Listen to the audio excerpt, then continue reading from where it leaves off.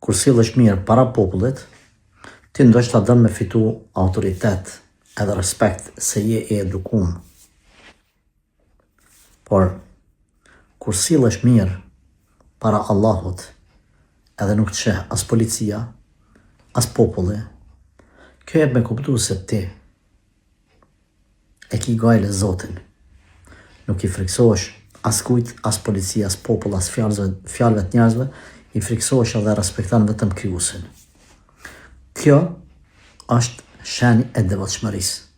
Kjo është shenjë se Allahu xhelle shanuhu ka vend në zemrën tënde, edhe vend shumë të rëndësishëm. Për arsye se kur jenë vetmi,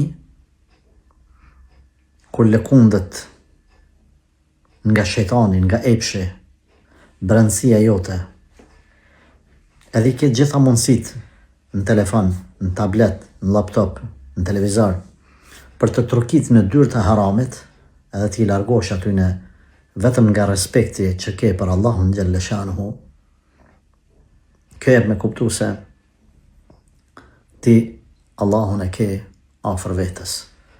Ti ki ihsan, bamirësi. Ti ke mri kulmin e devotshmërisë. Sepse ti nuk e vën kërkan para Zotit. Ti vlen të Allahu, vlera jote e vërtet, është veç çfarë besimtari je kur jenë vetmi. Absolut nuk është më rëndësi çfarë besimtari shitesh kur jenë publik. Të Allahu nuk ka vlerë, vetëm kur jenë vetmi. Nëse je i njëjtë në vetmi, edhe në publik, elhamdulillah. Nëse je më i mirë në vetmi, se sa në publik, hala më mirë. E jo me ndodhe kundërta që kur jenë vetmi, më bë burr i keq, me hynë për haramin e për mëkatin e për gjërat të ndaluara. E kur jenë publik, kot e rran vetën, vetëm vetën e rran. Kretë lavdatat e njerëzve nuk të bëjnë kur far punë, nuk kanë kur far vlere, përderisa te Allahu je i shkruar nga ata të cilët i thejnë pengesat, haramet, kufit e Zotit kur janë vetmi. Andaj, kërkan prej nesh, mos ta mashtrojnë, mos t'japin vetë besim, mos t'i arritin menën lavdatat e njerëzve. Ti e një vetën tane kush je. Ti e një vetën tane. Ti në vetmi. Qaj që je në vetmi veç me Zotin, qaj je personi real.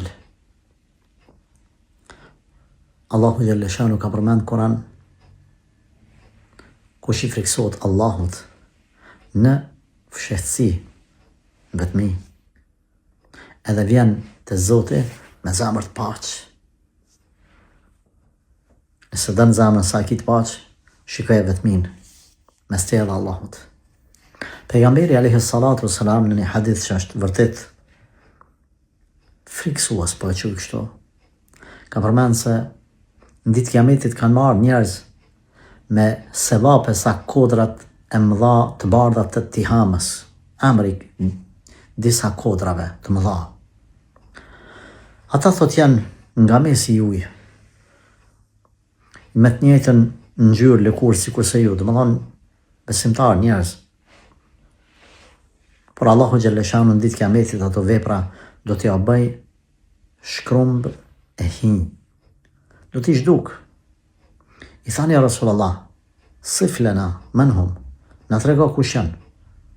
Tha pejgamberi alayhi salatu wassalam, ata janë të cilët kur janë në vetmi, i thejnë kufit e Allahut, hynë në për harame.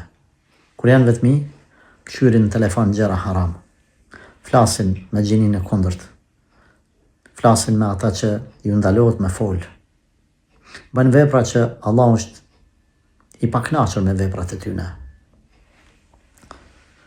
Këta janë që do t'ju bën plumur e hinje edhe pse. Në shikim parë, ata bëjnë shumë veprat mira. Djetarët e kanë përmend një këshill, kanë thonë, mos e bën Allahun atë që mos paku ja ke dëron ati. Apo që Allahu s'ka gale hiq atë që dikush tjetër apo jo.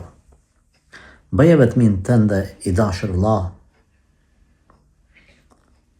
aso që nëse do të thoshte Allahu, ata shëndroj jetën tane në film, edhe ti me familjen tane, me fëmijët e tu, me ullë me këqyrë qatë film bashkë, a kishe me mujtë me këqyrë? Bane jetën tane aso që aq veprat mira kitë më shefta, sa njerëzit nuk din me të vlerësu sa të vlerësan Allahu. Dhe më thanë, në vetëmi mos banë mëkate, përkundrazi banë veprat mira, që në ditë kiametit mu habit njerëzit, çfarë mirësi pas ke ba.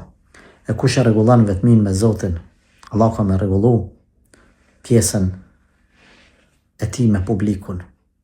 Prandaj kemi njerëz të cilët i don populli. Nuk shohim prej tyne ndonjë vepër të veçantë, sikur se gjithë të tjerët janë. Por dietarët kanë thënë, fshehtësia e këtij respekti, autoriteti, qëndron se këta në vetëmi i kanë punë mirë me Zotin. Asnjëri prej neve mos të vdes pa pas një vepër të mirë të mshefta Allahu. Asesi mos vdesim vetëm me mëkate të mshefta, por të vdesim pa mëkate të mshefta dhe me sevape të mshefta. Allahu na bëft prej tyre.